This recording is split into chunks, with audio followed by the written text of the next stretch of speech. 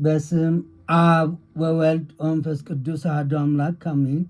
በስም አብ ወወልድ ወመንፈስ ቅዱስ አሐዱ አምላክ አሜን። በስም አብ ወወልድ ወመንፈስ ቅዱስ አሐዱ አምላክ አሜን። በባህሪው ሞት በመንግስቱ ሽረት የሌለበት ቀድሞ ዓለም የነበረ ይህንን ዓለም በካህሊነቱ የፈጠረ በቸርነቱ ዓለምን ያዳነ በቸርነቱ የሚጠብቀን ፈጣሪያችን መድኃኒታችን ኢየሱስ ክርስቶስ ስለ ቸርነቱ ስላደረገልን የደህንነት ሥራ ስለ ትዕግስቱ ስለ ምሕረቱ ሁሉ ከባሕሪ አባቱ ከአብ ከባሕሪ ሕይወቱ ከመንፈስ ቅዱስ ጋር አንድ ለምትሆን መንግስቱ ምስጋና ይግባው አሜን። ለቤዛዊተ ኩሉ ለእናታችን ለቅድስት ድንግል ማርያም ምስጋና ይድረሳት። ለቅዱስ መስቀሉ ክብር ይሁኑና እግዚአብሔር ፈቅዶና ወዶ ለዚች ቀን ለአራተኛው መልእክቴ ደረስኩኝ። ክብር ለእግዚአብሔር ይሁን። መልእክቱን ባሰብኩት ሁኔታ ባይሆንም ክብር ምስጋና ለእግዚአብሔር ይሁንና እንኳን ከዘመነ ማቴዎስ ወደ ዘመነ ማርቆስ አሸጋገራችሁ። እንኳን ለገና በዓል ጾም አደረሳችሁ። እንኳን ለገና በዓል ለገና ጾም አደረሳችሁ። ማርቆስ በዘመነ ማርቆስ በፊታችሁ አለው ለእኔ ተናጋሪ አንደበት ለእናንተም ማስተዋል የታከለበትን ልቦና ፍቅረ ኢትዮጵያዊነት ይስጥልን ቸሩ መድኃኔዓለም። ተስፋ ቆርጠን በእግዚአብሔር እኖራለን? የተስፋስ መጨረሻ ውጤቱን ሰዓት እናውቅ ይሆንን? እግዚአብሔርን ተስፋ የሚያደርጉ አያፍሩም። መስ ይሆነናል። ቸሩ መድኃኔዓለም የመንግስት ዕድሜ ዘመን በእኔና በእናንተ በደል ጥፋትና ርኩሰት ካለቀ በኋላ የተጨመረለት ዘመነ ግዛት ዕድሜ ስለሆነ ምንም የሚለው የለኝም። በፊት ካስተላለፍኩት ውጭ ብዙ ጊዜ ስለ 24 መልእክት ይኖረኛል። 24 ለኢትዮጵያ ብዙ ክንውን የሚከናወኑበት ሲሆን ጠቅላይ ሚኒስትሩ ለምን 24 ትላለሁ? መልሶቹን ሌላ ጊዜ ባላቀርባችሁም እናንተ አስቡት። እዚያ ላይ መጋቢት 24ን አስቡት፣ ሰኔንም በዚህ ላይ ያለፈው ዓመት 2017 አልቆ አሁን 2018 ዓመተ ምህረት ገብቶ ትዳር ላይ ደርሰናል። ያለፈው ዓመት 2017 ከኢትዮጵያ ጋር ብዙ ትስስርና ልዩነት የጎላበት ሳይሆን ከ10 ጋር ያላትን ውህደትና ቁርኝት ያየንበት ሲሆን ካለፈው ዓመት ጋር በተጨማሪ ከ7 ቁጥር ጋር ያላትን ትስስራዊ ምስጢራትን ለ2018 አሸጋግሮ አንድ ብለን ይኸው 3ኛውን ወር ሊያልቅ ነው። ኢትዮጵያ ከ11 ጋርና ከሽግግር ጋር ያላት ቁርኝት እጅግ ከአእምሮ ውጭ ነው። ከላይ የጠቀስኳቸው መጋቢት 24 አስቡት። ሰኔንም ወራትንም ቀናቱ የማጥፊያና የማደጊያ ምስጢራትን ያዘሉ ሲሆኑ የእነዚህ ቁጥሮች ውጤት እግዚአብሔራዊ ኃይላቸው በቀላሉ የሚገመት አይደለም። ሁልጊዜ ዓለምን ክንውን ከፖለቲካና ከማህበራዊ ሕይወት ከቴክኖሎጂ ጋር ዓለም ታያይዘዋለች። ይህ ደግሞ ዓለም በሳይንስ ትመራለች የሚሉ ምሁራን አላዋቂነት ነው። ኢትዮጵያ ከአምላክ ርቃ ይህንን የሰው ፍልስፍናና ዲሞክራሲና ፖለቲካዊ ሳይንስ ፍልስፍና ርዕዮተ ዓለሙን በመቀበሏ ለዚህ ሁሉ ታዳርጋለች። ለ51 ዓመት ወንበረ ስልጣን የያዙ መሪዎች ሁሉ በሀገሪቱ በተስፋፋ የጥፋት ፖለቲካ ውስጥ ዲሞክራሲን አሰፍናለሁ እያሉ የፈጸሙት ድርጊት ይህችን ሀገር በችግር፣ ረሃብ፣ እርዛት፣ እልቂት፣ ስደት፣ ጦርነት እንድታስተናግድ አድርጓታል። ልብ እንበል ወገኖቼ። ቀደም ብሎ በነበረው መልእክቴ ላይ የአንበሶቹ ፍልሚያና የመንግስት ዘመነ ፍጻሜ ይላል። እዚህም ውስጥ 2 የተነገረኝን ነገር ሳቀርብ ከዚህ በፊት የለቀኳቸው ለጊዜና ዘመን እውነታ ይሆን ዘንድ አጠር አድርጌ ያቀርባቸዋለሁ። 2 አንበሶች መሸናነፋቸውን አምነው ነገር ግን ከ12 ሐዋርያት አንዱ እንደተለየ ሁሉ ሌሎችም አንድ ሆነው የሚጓዙበት ዘመን ነው። አንበሳዎቹ መንግስት ነኝና መንግስት እንሆናለን የሚሉት ወገኖች ናቸው። አሁን የመጨረሻ ጠንከር ያለ ፍልሚያ እየተደረገ ነው። በ165 ቀን ውስጥ ምን ይመጣል? እግዚአብሔር ነው የሚያውቀው። ነገር ግን አሁንም ብያችኋለሁ፣ 3 ጦርነቶች ይኖራሉ። ውጊያው በብረት ለበስና በዘመናዊ ታንክ ይታጀባል። ይህ ዘመነ ማርቆስ የወንበር መለዋጫ ዘመን ይሆንን? ለማንኛውም 165 ቀን እንቆር። ማርቆስ በአንበሳ ይመሰላል። እስቲ ሁለቱም አንበሶች፣ ሁለቱም በአንድ ሀገር ላይ የሚመሩ መሪዎች የስልጣን ዘመንን ለማስቀጠል ወይም ለማፍረስ ራሳቸው ወስነው የሚያጸድቁት ናቸው። በዚህም የተነሳ መንበረ ስልጣናቸውን እንዲረዝም የሚሄዱበት የተሳሳተ መንገድ እየመራቸው እያለቀ የስልጣን ዘመን ዋዜማ ላይ መሆናቸውን አለማወቅ ነው። የዚህ መሰረቱ በሁለት ተቃራኒ ኃይሎች መካከል የሚደረግ ጦርነት ውስጥ እንዲገቡ አድርጓቸዋል።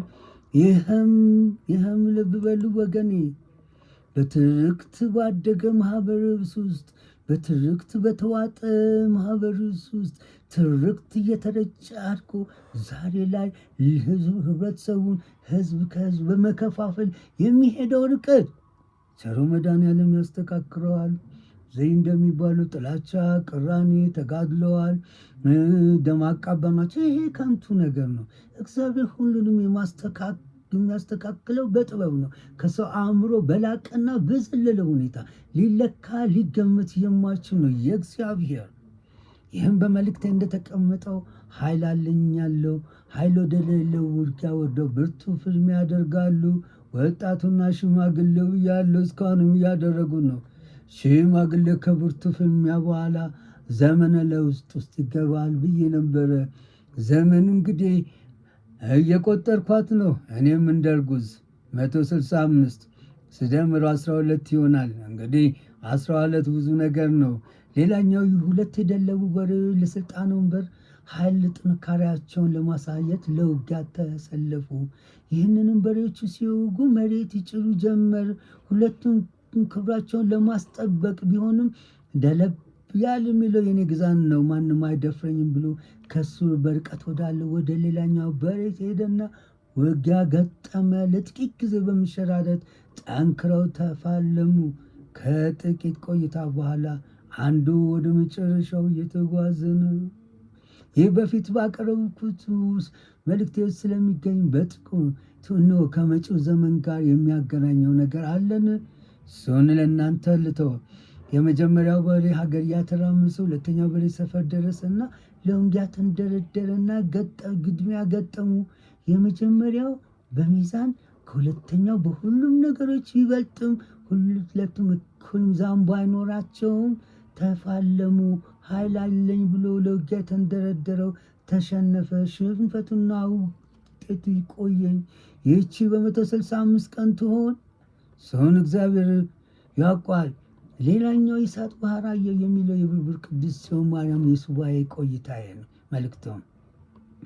ይህ የመንግስት መከፈልና መውደቅን የሚያሳይ ሲሆን በተጨማሪ የኢትዮጵያ መሬት በሁለት መከፈልን የሚያመለክት ነው። በተጨማሪ እዚያ ላይ ልብን የምንለው ነገር አለ። የኢትዮጵያ ከሁለት መከፈል በሳይንሳዊ የቀመር ዘመን የሚከናወን ሳይሆን በእኛ በኢትዮጵያ ኦርቶዶክስ ቤተክርስቲያንና በአማራው ላይ በተፈጸመው በሚስጥር በሚከናወንባቸው ስቃይ፣ ግፍ፣ ሞት፣ መሰደድ፣ ረሃብና እልቂት የተነሳ ወደዚህ ዘመን የቀረበ በእኛ ዘመን የምናየው እግዚአብሔራዊ ክንውን ነው። ሳይንቲስቶች እኮ ኧረ በብዙ ሚሊዮን ዓመት ብለው ደምድመውት ነበረ። ግን አሁን እየተከፈለ ነው።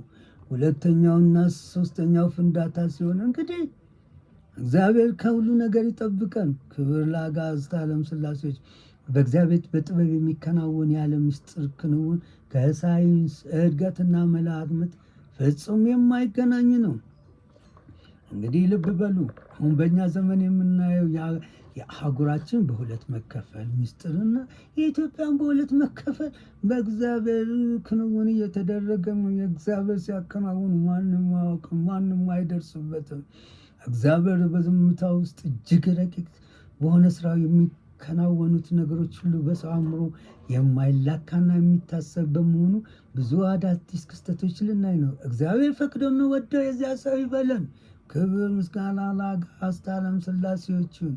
ሀገራችን ኢትዮጵያ ለ51 ዓመት አልቅሳ በደም ጎርፍ ታጥባ በግፍ መከራ ተጨማልቃ በችግር በረዛት በሐዘን ልቅሶ ዋይታና ሰቆቃ የዕለት ምግቧ አድርጋ ለትንሣኤ የመጨረሻውን 7 ዓመታት ስታሳልፍ በሶስት የትንሣኤ ምልክቶች ደምቃ ዓለምን ጉድ አሳይታ በዮሐንስና በማቴዎስ ቅብብሎሽ አሳይተው ወደ ማርቆስ ተሸጋግራ ማርቆስ ዘመን ውስጥ ገብታለች። ለእግዚአብሔር ክብር ምስጋና ይድረሰው። በዚህ ሜዳ የተነሳ ዓለም ምን ላይ ትገኛለች? በግልጽና በስውር በዓለም ላይ የሚከናወኑ ክንውኖች በጥልቀት የሚታይበት ዘመን ውስጥ ነን ብዬ ነበረ። አሁን ክብር አጋዕዝተ ዓለም ሥላሴዎች አሁን የተደረገው ፍንዳታ ኢትዮጵያን ሳይነካት ታላላቅ ነን ወደሚሉት ሀገሮች ተሸጋግሮ ወደ ጋለሞታይቱ ምድር ሌላ ማዕበል ይደርሳል። እግዚኦ ነው የሚያሰኘው። እባካችሁ ውድ ወገኖቼ ጾሙ፣ ጸልዩ፣ ስገዱ። ይህ የገና ጾም ወቅት ነው። መቼም የሰው ልጅ ከኃጢአት ይርቃል ማለት አይደለም። ሁልጊዜ በንስሐ መታጠብ አባታችን ሆይ አቡነ ዘበሰማያት ይቀደስ ስምከ ብለን እንለምን። ይህ ማለት 51 ዓመት ማለት ደርግ 17 ዓመት፣ ኢህአዴግ 27 ዓመት፣ ብልጽግና 7 ዓመት ስንደምራቸው 51። ይህ ደግሞ በእግዚአብሔር ክንውኖች ውስጥ የሚፈጸሙ የኢትዮጵያዊ ምስጢራዊ ክንውኖች እየተደረገበት ያለፍንበት ዘመንና ዓለም የመጨረሻዋን ትንቅንቅ ከምስጢረ ኢትዮጵያ ጋር የምታደርግበት ይህንን ዓመት ወደ አንድ አሃዝ ስንቀይረው 6።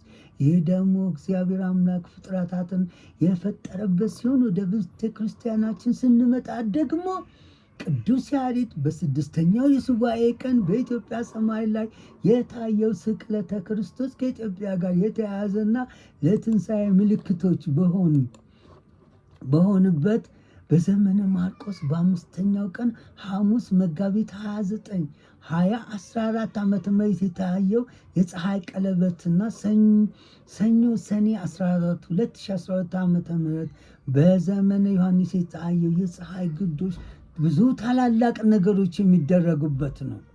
ለበገበል ወገኔ እዚያ ክስተት ውስጥ መጋቢት ሰኔና ሐሙስና ሰኞ ተጠቅሰዋል። አቤቱ ወደ ወገኖቼ መቼም የሰኔን ፍቺ ሰኒዮት ማለት ማማር መዋብ ማለት ስኒው የሚለው ፍቺ አማረ የተዋበ ውብ ይላል። ሰኔ ማለት ሰናይ ዘረ መልካም ወርሃ እና የመልካም ዘር ወር ማለት ነው። ምክንያቱም ክረምት የሚገባው በዚህ ወር ነውና መልካም ያማረ ተመርጦ የሚዘራበት ስለሆነ ነው። ለኢትዮጵያውያን 10ኛው ወር ሲሆን እሱንም ፍጹም ቁጥር ሲሉት በጥፋታችን መንበረ ስልጣን ከኢትዮጵያ ኦርቶዶክስ ተዋሕዶ ቤተክርስቲያን ውጭ ከሆነ ጀምሮ በእግዚአብሔር ፍጹም እምነት የሌላቸው መሪዎች ሲቀመጡ በየ10 ዓመቱ ኢትዮጵያን ሊቃውንት እንደሚታወቀው የቅጣት ዓመትም ሆኖ ቆይቷል። መልካም መሆን እንዳለ እግዚአብሔር ፍጹም እንደሆነ ሁሉ ወሩም የፍጹምነት ማረጋገጫ ነበረ። በምዕራባውያን ይህንን ወር ጁን ሲሉት የሰማይ አማልክት ንግሥትና የጁፒተር ሚስት ለሚሏት ጁን ብለው በሚጠሯት ጣዖት የሰየሙት ነው።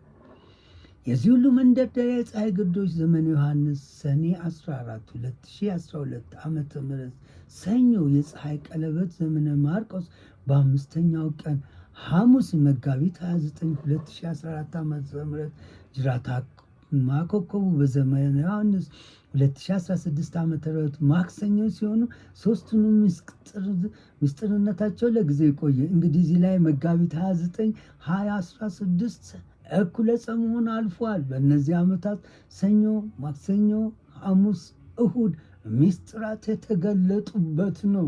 በዚች ሀገር ከመጋቢት 29 2016 ዓመተ ምህረት በኋላ ደብረ ዘይት ወይም እኩለ ጾም ወይም ሳማ ሰንበት ልብ በሉ። መጋቢት 29 የሚለው በመጪዎቹ ዓመታትና ቀሪዎቹን የመጨረሻዎቹን ስናይ 2236 ዓመተ ምህረትና 2320 ዓመተ ምህረትና 2404 ዓመት ናቸው።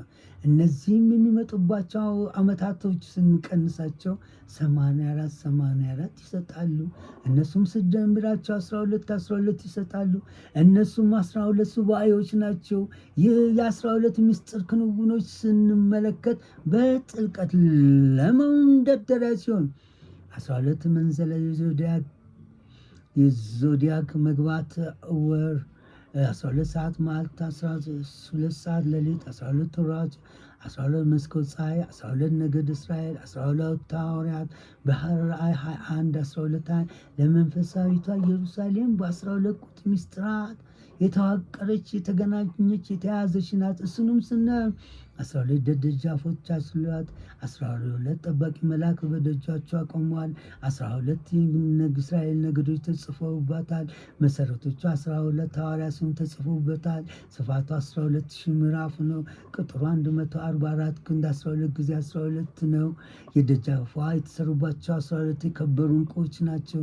ከታላቁ መከራ የተረፉት ከ12ቱ ነገደ እስራኤል የታተሙት 144,000 ሰዎች ሲሆኑ 12 ጊዜ 12,000 እኩል ይሆናል 144,000። ራእየ ዮሐንስ 7:5-8 በሕይወት ውሃ ወንዝ ያለ ሕይወት ዛፍ የሚሰጠው ፍሬ ቁጥሩ 12 ነው። ራእይን 22:2 የሕይወትን ፍሬ የወለደችው የሕይወት ዛፍ ቅድስት ድንግል ማርያም በቤተ መቅደስ የተቀመጠችው 12 ዓመት ነው። ጌታችን መድኃኒታችን ኢየሱስ ክርስቶስ በቤተ መቅደስ ተገኝቶ ምሁራንን ጥያቄ ጠየቃቸው።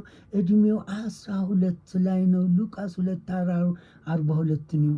በዘይትና ድምር በመንፈሳዊ ዓለም በሚስጥራት የተሞሉ ናቸው። ዝም ብለን አይደለም ስለ ቁጥር የምናወራው። ዝም ብለን አይደለም ወይም ተገጣጥመዋል ሆነዋል ምክንያቱ ውጤት የምንለውን የሳይንስ ፍልስፍና ይዘን አይደለም።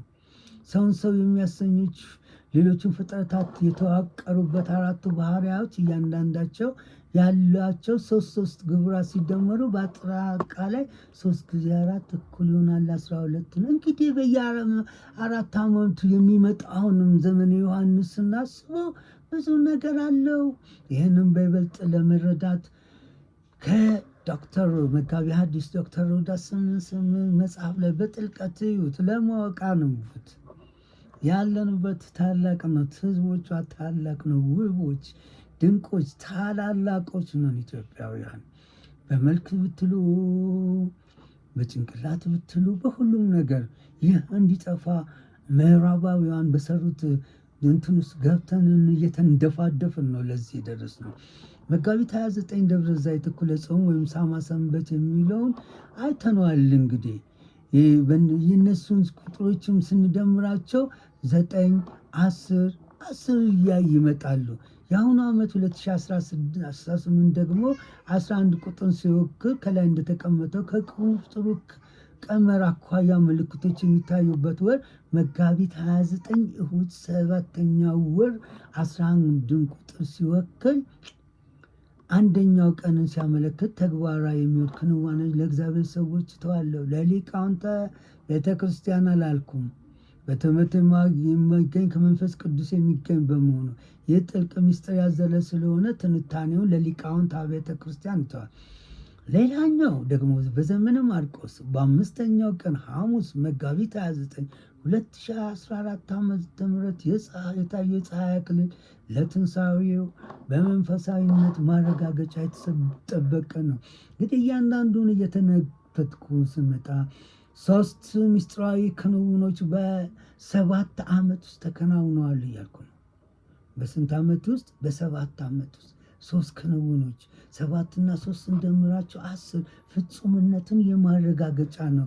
ዘንድሮም ልዩ ምስጢራት በዘመነ ማርቆስ ያዘለ በመሆኑ በዚያ ላይም የትምህርት ጣራ ላይ ደርሰናል የሚሉ አላዋቂዎች ሳይሆን ለዘመነ ማርቆስ አዋቂዎች ምስጢሩን ለሚገልጣቸው እተዋለሁ። ልብ በል ወገኔ፣ እግዚአብሔር ፍጥረታትን መፍጠር የጀመረው መጋቢት 29 ነው። መጋቢት 29፣ መጋቢት 30፣ ግንቦት 1ን ዕለተ ጠቢባን እንላቸዋለን።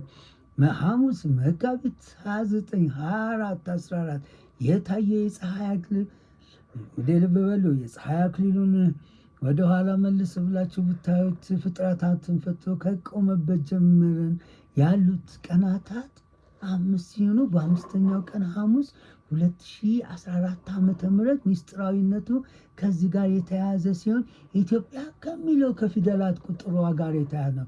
እዚህ ላይ ዕለተ ሐሙስ እስቲኒው ምንድነው? ዕጽበተ ሐሙስ ይባላል። ጌታችን መድኃኒታችን ኢየሱስ ክርስቶስ በዚህ ዕለት የደቀ መዛሙርቱን እግር ዝቅ ብሎ በፍጹም ትሕትና አጥቧል በሉ። ከላይ ምን ብያለሁ? ሐሙስ መጋቢት 29 2014 የተለየ የፀሐይ አክሊል ስለ ሐሙስ ነው። ዕለተ ምስጢር ይላል። በዚህ ዕለት ከሰባቱ ምስጢራተ ቤተ ክርስቲያን አንድ የሆነውን ምስጢረ ቁርባን በምስጢር አስተምረዋል። ሐሙስ ነፃነት የተረጋገጠበት ሐሙስ የሰው ልጅ በአዳም ምክንያት ያጣውን ነፃነት መመለስና የዲያብሎስን ባርነት ማብቃቱን የተረጋገጠለት ዕለት ነው። እኛም ዘንድ ይህ የኢትዮጵያን ታላቅነት ያየንበት ነው። ክብር ለእግዚአብሔር ይሁን። ዓመተ ምሕረቱን ወደ አንድ ስንቀይረው 7 ይሰጣል። ይህ ደግሞ የመጀመሪያውን ኢትዮጵያውያን ፊደላት ወደ ጎን ሲቆጠሩ 7 ናቸው። ሀ ብለን ሆ ስንድስ ብርሃን ዘበአማን እግዚአብሔር ሃሌሉያ የሚለውን ሰውን ስንቆጥረው 7 ነው። ሌላኛው ደግሞ 2016 ዓመተ ምህረት እኩለ ጾም እሑድ መጋቢት 29 2016 ደግሞ እግዚአብሔር አምላክ ፍጥረቱን መፍጠር የጀመረበትና የትንሣኤ ዕለት ቀን መገጣጠሙ የእግዚአብሔር ምስጢራዊ ክንውኖች የሚኖራቸውን ኃይል ያሳያል። ይህንንም ከብልጽግና ዘመነ ግዛት ጋር አቀናጅቼ ማቅረብ አልፈልግም፣ አልተፈቀደልኝምና መንፈሳዊ ነገር ለሥጋዊ ሰው ሞኝነት ነው። መሪዎች የስልጣን ዘመነ ጊዜ ተሰጥቷቸው ነበረ። በዛ ጊዜ ሁሉ እባካችሁ የማለት ያክል ብዙ መልእክቶች ተላልፈዋል። ማድረግ አለማድረግ በራሳቸው ስለሆነ በራሳቸው መንገድ ውስጥ ተግዘዋል። እንዲያውም መጀመሪያ ላይ ሲጀምር ብዙ ጊዜ የእግዚአብሔር ምስጢር በእነሱ ይገለጻል ብዬ ብዙ ነገሮችን እንል ነበረ። በኋላ ውሃ ሲወስድ ሆነብኝና እግዚአብሔርም ደግሞ ነገሮችን እየገለጸልኝ ሲመጣ ብዙ ነገር አለን። ለብመሉ መስከረም አንጋለው ሞት ያያም አሜሪካም እኛም እንዘክረዋለን። ስለዛ ይቆየኝ። ይህም ጥበብ እግዚአብሔር የሚንጸባረቅበት ነው። በተጨማሪ በዘመነ ማቴዎስ የታየው መስከረም 1 ላይ የታየው ጅራታማ ኮከብ ነው። ይሁት አስቡት፣ የእግዚአብሔር ጥበባዊ ክንውን።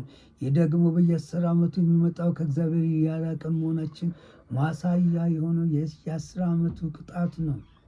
ወደኋላ መለስ እንለው ባቦዲ ግዳ ቀመር ኢትዮጵያ የሚለውን 400 የ10 700 10 ስንደምራቸው 5 ይሰጡናል። እንግዲህ የሐዚ አብርሃም ቁጥር ነው ይሉታል። 1 በ2 200 5 40 ስንደምራቸው 14 ወደ 1 ስንቀይራቸው 5 ይሰጡናል። 5 እንግዲህ ብዙ ነገሮችን አካቷል።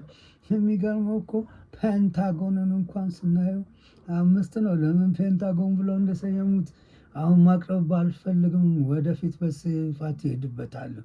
እንግዲህ ልብ በል ወገኖቼ፣ እግዚአብሔር ብዙ ነገሮችን እንድንማርበት፣ እንድናውቀው፣ እንድንረዳ ብዙ ነገሮችን አሳይተዋል።